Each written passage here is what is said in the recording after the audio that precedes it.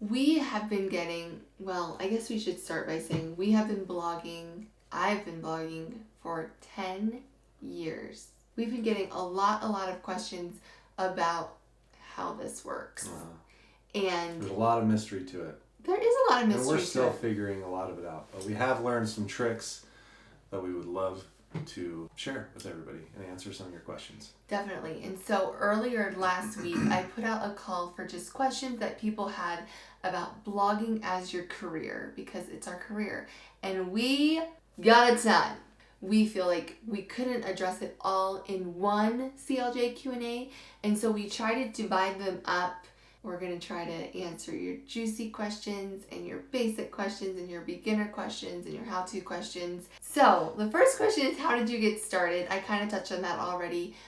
10 years ago, we had just gotten married and we moved away, and we didn't really have any friends or family around. And I just decided to start blogging, and I kind of really quickly found my niche or niche. We were living in an apartment and I just kind of started fixing it up, and that was just something I was interested in documenting. So I started documenting about fixing up our little apartment, and then it really kind of solidified when we bought our first fixer-upper back in 2011. It wasn't until 2.5 years ago that Chris could come on full time. And jumping ahead, there was like a question, was it hard to convince Chris that this was worth doing full time? It was. It was a little bit at first. I had a lot of traditional views of a career, and I found that I was at a company, great job, loved the people that I worked with, loved what I was doing, and I was really successful. As far as climbing that corporate ladder, I was as far up in that as I could go with this company. And I think that there was this part inside of me that just wanted to create something. And the blog actually turned into, once I realized that there was that part of me that really just wanted to start creating and building something our own, that's when it became clear that, quitting my job was a good option and that we could probably make this work. We saw other signs with the business that we were picking up steam and popularity, and we saw that it could be something. We were having a conversation with one of our friends who asked, so what are your plans with the blog? And Jules said, we don't really know, and we just might not ever know what it can be. And that kind of struck me as true. Like, if I didn't quit my job and go for it, we would never know what it could be. And financially, because I know a lot of you are probably interested in but you can't just quit a full-time job that provides for your family, because at that time we did have 2 children. At that time, the blog was making about as much as Chris was making in his career. And so that's when we felt like, even though we would be essentially cutting our income in half, we knew that we could live on just essentially one income, because it was what he was making at his career. And then there's a lot of other questions that we got along with it, and things that we definitely thought about before we took the plunge to make this our full-time career. What do you do for medical insurance, benefits, retirement, our medical insurance? We go through Christian healthcare ministries, and we have been on it, I think, for 3 or 4 years now. Yeah. It's a bill sharing co-op, more or less, where everybody kind of pays into the pool. And then when you have, medical bills or something like that, you submit those to the co-op for reimbursement. And so you basically pay your bills first yourself, and then they reimburse you afterward. Or you can pay a monthly payment to, the doctor or hospital. We've had a baby on it. Chris has had back surgery on it. Our girls have had their tonsils out, tubes put in, and we have had an A+ experience with it. And this is not a Christian Healthcare Ministries ad. Not it's at not all. Sponsored. That's just who we use. And there are other bill sharing co-ops that do similar things that people can look into. And then retirement. Yeah, we have an accountant that we work with, and they have connections also with our investment broker. So we've started our own retirement accounts. That's just stuff that you kind of have to research yourself. You create your own benefits. Yeah. How do you gain a following? And there was a lot of questions that actually kind of fall under the umbrella of how do you gain a following? And the first one is, how do you pick your niche? I think that picking your niche is critical to gaining a following. A lot of questions came in like, I'm trying, but nothing's working. And it wasn't really until I decided I wanted to focus on homes that it really picked up. Before we bought our first fixer-upper house, I was kind of writing about fixing up our apartment, kind of writing about having a baby, and it was muddy. And picking a niche, picking a focus really allowed me to not only really focus on what content I wanted to create, but it also allowed me to get involved with an online community, get connected with other people in my niche, start building relationships there. And that's really when things started to take off. To be engaged with other people in your niche is still, I did it 10 years ago and I'm still doing it today, is finding and discovering new people in my niche that inspire me and sharing that and commenting on their stuff, leaving genuine comments and just connecting with them. That's how everything is built up. There's a process that influencers, bloggers have to go through. I would say in general, there are exceptions, but never assume that you're the exception to any rule out there. This rule basically is that at first nobody really cares about you personally and who you are. Ouch. I know, and ouch. It can be a blow. It can be a blow to self-esteem a little bit, but you just have to understand that people are going about their days trying to make their lives easier. And so a lot of times what they're doing when they are going to find you is they're just looking to solve a problem in their life. And or be inspired. Or be inspired. And as an influencer, that's what you're trying to do, is you're trying to help people solve problems. At least that's the approach that we've taken. Problems with home as far as DIY projects or home design.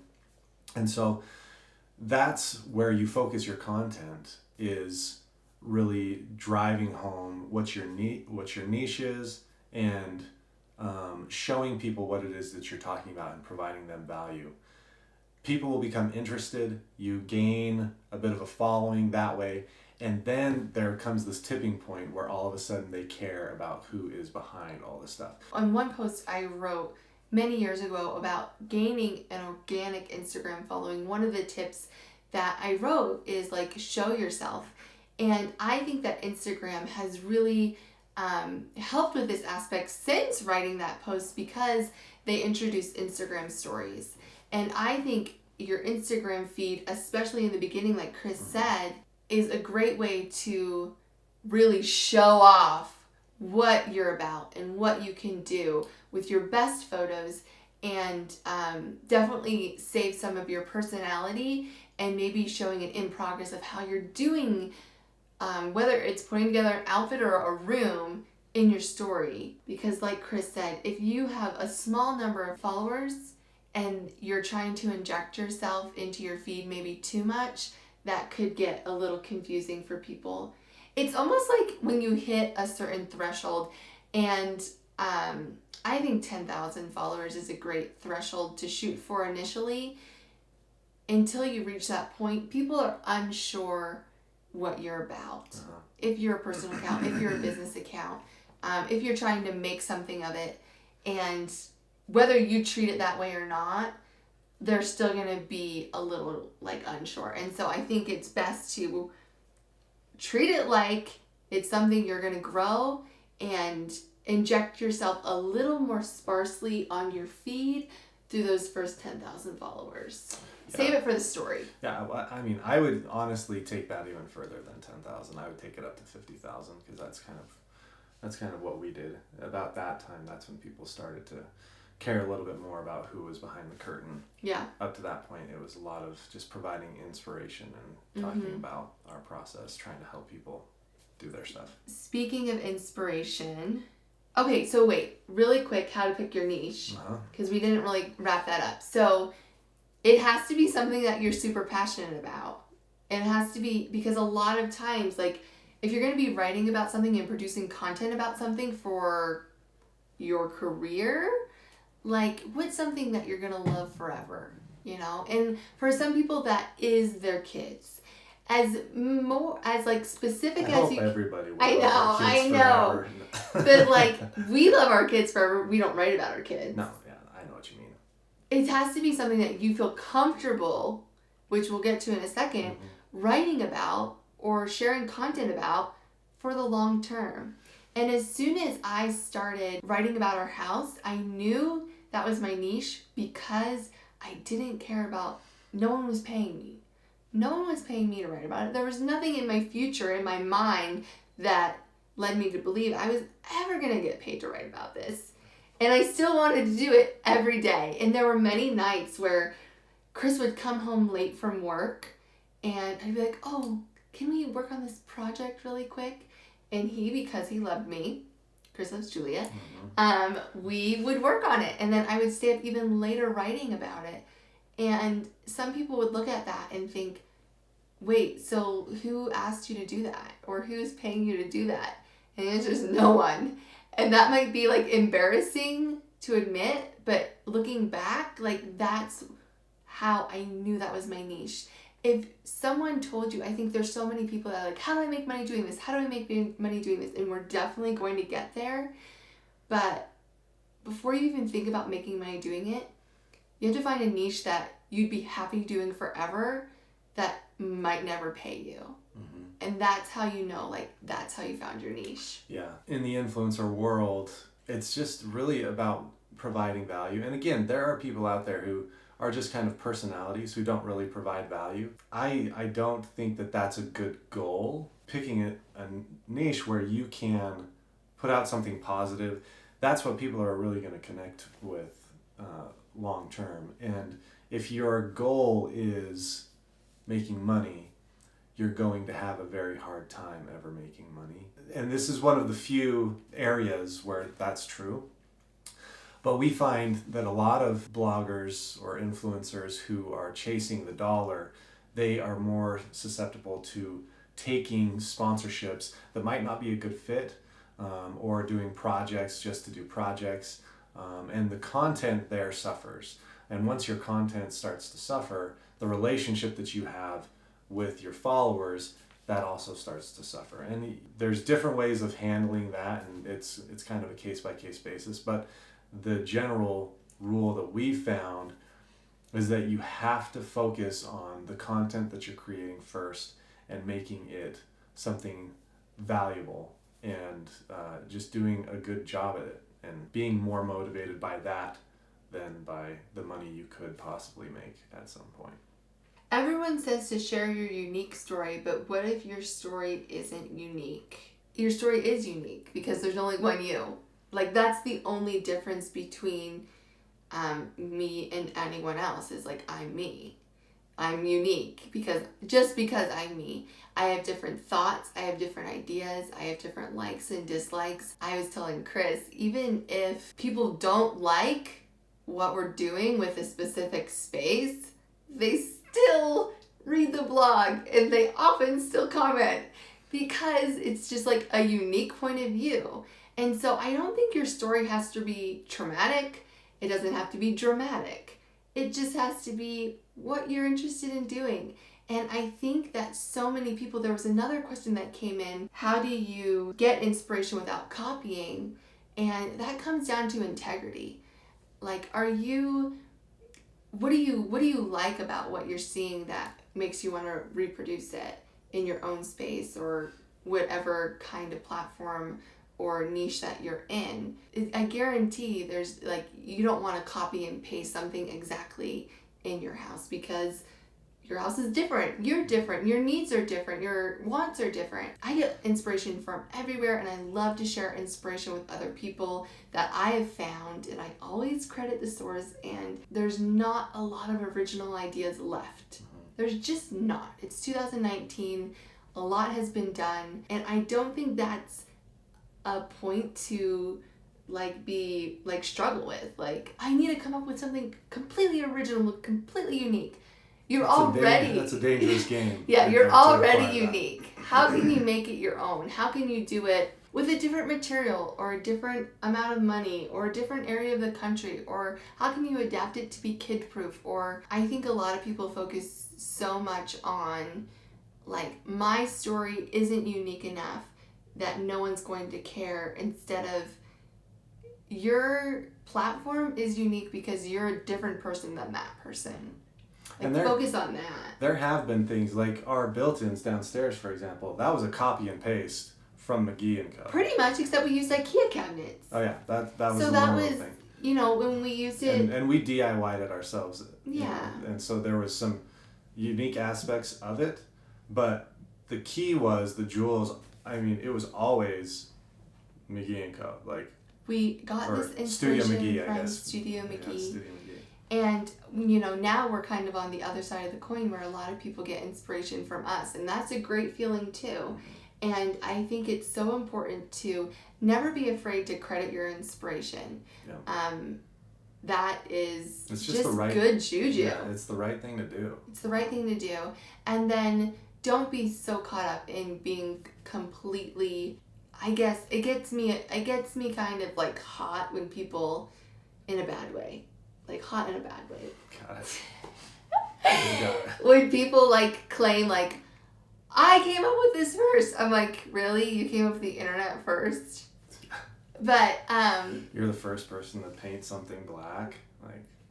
Babe. What? We just went to the YouTube headquarters, and they showed us this cool mashup of Beyonce, actually, and like how she's gotten inspiration from pretty much every one of her music videos, every one of her dance moves from someone else, and how she made it her own. And that was like so empowering, because if Beyonce is getting inspiration from other people and making it her own and being successful, take the pressure off. Like, it's okay. How often should I blog?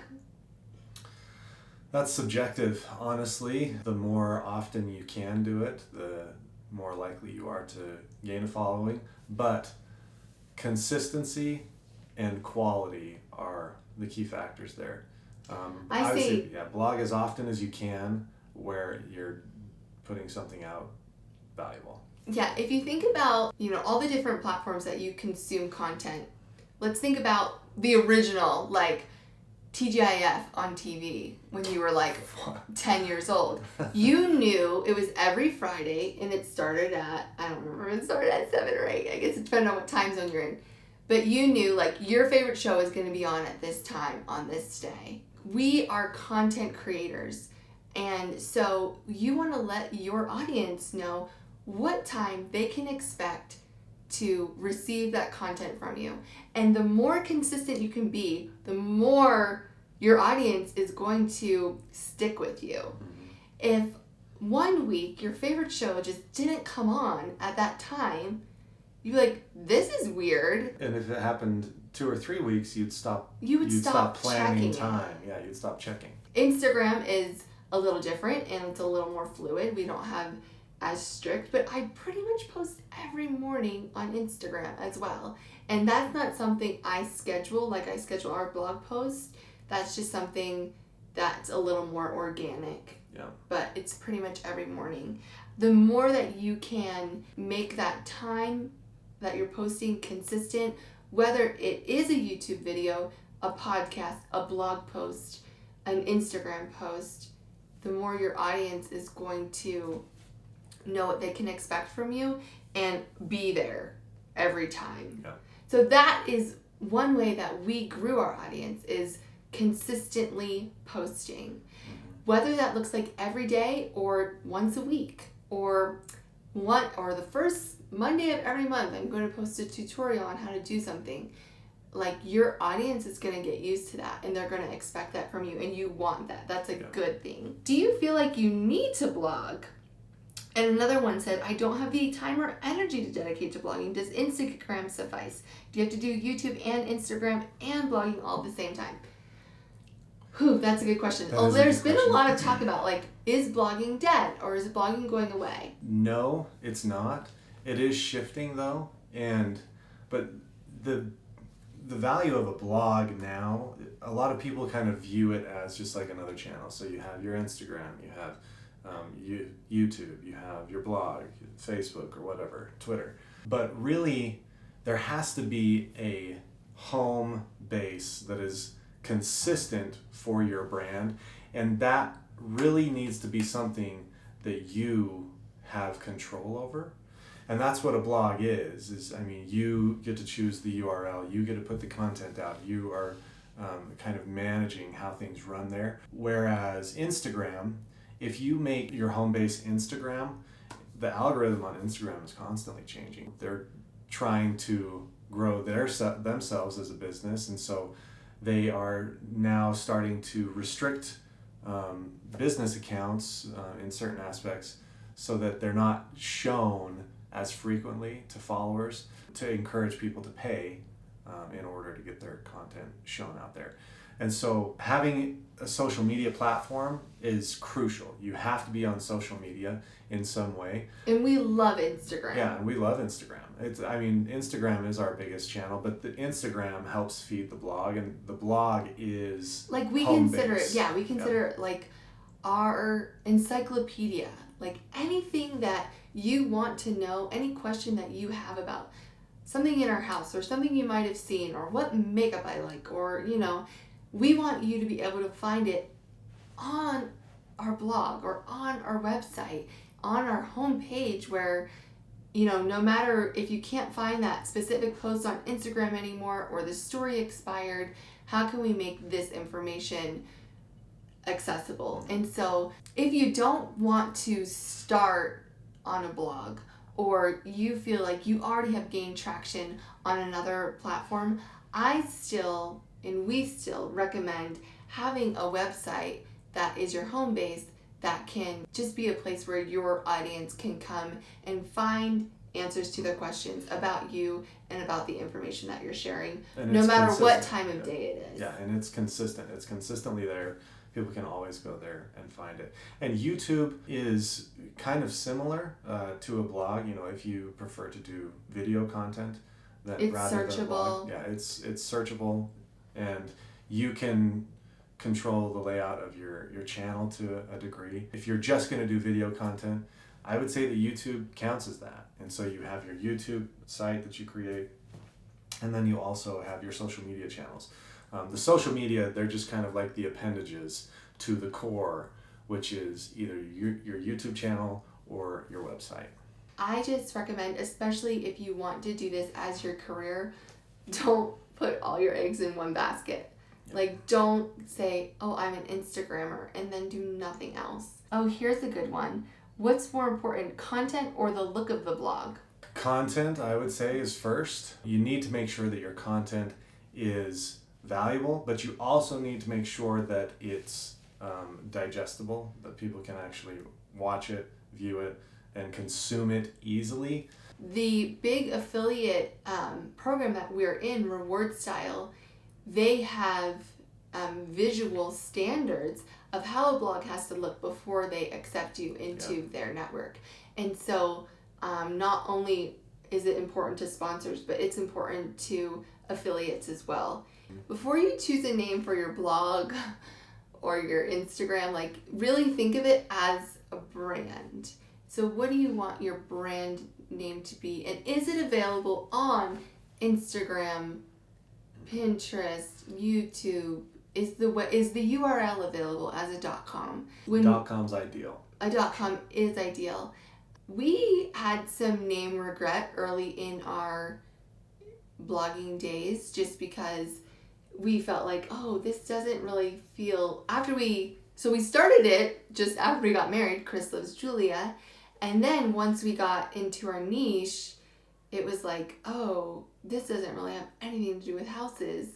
Like, did we make a mistake? And we thought about changing it, to be honest. Mm-hmm. And we're so glad we didn't, because not only has it been really established now over the past decade, but everyone knows our names. Mm-hmm. So if you're starting out with something and you don't already have an established blog or an established channel, Maybe think about if people knowing your name is important to you. It might not be if it's a bigger brand. Like, who cares? But you might. That's kind of where we have come to now. Again, where we've kind of hit that tipping point and people care more about who we are. But most of the big influencers in general, they're under their own name.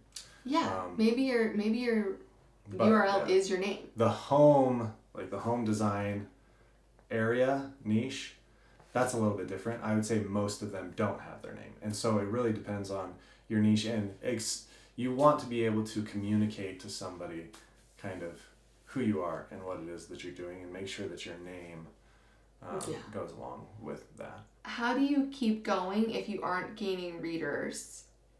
This is a really good one. And I think that, is it that you're not gaining any readers, or you're gaining slowly? If you're not gaining any, maybe look at the quality of your photos. Maybe look at the quality of your content. The consistency. Or if you're in the right niche, if you feel very passionate about it. If you're gaining slowly, then I say keep up the good work. I know it's on here somewhere. Oh, what technology would you recommend investing in? If you're just starting out, the key pieces, laptop or a computer of some kind. A camera. So I have a Canon camera, and I'll link all of this that we have, all of our equipment. I have a Canon camera, and I have a few different lenses. So my favorite lens is my 24-70. I also recently got like a more wide angle lens, but I use my phone. And then with that, you need a good tripod, and I'll link my tripod. Software wise, we just have a subscription to the Adobe suite. And so that's like Photoshop, Illustrator, InDesign. We really only use Photoshop and Illustrator for the most part. And those are subscription based now.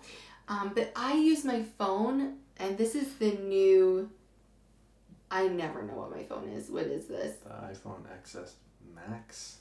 XS Max. I don't know what it's called, Jordan. So wait, what is my phone? It's the iPhone XS Max. Okay, it doesn't have an X in it? X is the Roman. You're not supposed to pronounce the X. Yeah. And the camera on it is... You're so baller.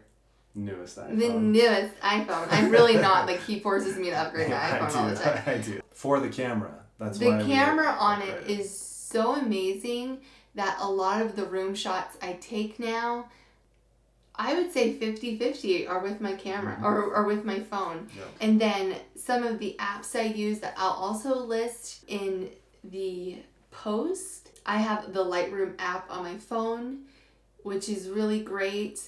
I love Color Story, and I love Visco. And I feel like with that, even if you just have the newest iPhone and a computer, you're good to go. Okay, what part of your job don't you like? We talked about a lot of the good things with blogging. What part don't we like? I hate email. So as the blog has grown, the email becomes a full-time job. And she gets probably 100 emails a day. I get maybe, and that's not DMs, 50 a day. I probably get between 700 and 800 DMs a day on top of that. Just managing all of that, it kind of bogs down my brain a little bit. Yeah. It doesn't leave a lot of room for creativity. Yeah. For me, and this is just situational for us, but I really don't like working on projects in bad weather. And a lot of our big projects, it seems like they just end up being in bad weather, whether it's like really cold or really rainy or really windy or something. When I get a nice sunny day, but I don't have to be out directly in the sun for a long time. And again, this is he has very so specific weird. Yeah, conditions that he likes to work in. I love the after all the time. Yeah, I love the after all the time, but I really love the process when it's just a nice, beautiful, warm day outside. Is it too late to start a blog and become successful? Oh yeah, totally. Sorry, everybody. Sorry for wasting your time in this whole video. Time. So when you start a blog, you're kind of committing to sharing information in long form there, and highlights on Instagram, and real life on Instagram stories, and what's inspiring you on Pinterest. And I'm assuming you mean financially successful. And there's so many avenues to earn a living online that haven't even surfaced yet, that of course it's not too late. Yeah. Like I didn't even quit my job until 2.5 years ago. Like That's 3 true. years ago is when we were like, let's really make a go at this. It's kind of about your perspective. I know there's this perspective right now, or it can, because it's so saturated, it can look like it's completely different from how it was several years ago. But really it's just the way that content is put out there, that's going to change. Mm-hmm. But people aren't going to stop caring about content. People are always going to care about that. You just have to, as a business person, be in touch with how people are consuming content. Right. And use those channels to deliver it to them. So, 100%. I mean, you can definitely still get in, still make a living doing it. It's not easy, and it wasn't easy for us. Again, we did this for years without getting paid anything. But hopefully with some of the stuff that we will share in some of our future videos, we'll be able to kind of walk you through that process a little bit, and help you set the proper expectations for yourself so that you're not going crazy as you build your business. So next time we want to talk a little bit more about the business side of it, how we do earn a living, and where that comes from. We have a group of about 250 questions that have already come in. If there's something specific that you want to know, please leave a comment and ask a question, and we will try to fit in as much as we can in our next video. Thanks, everybody.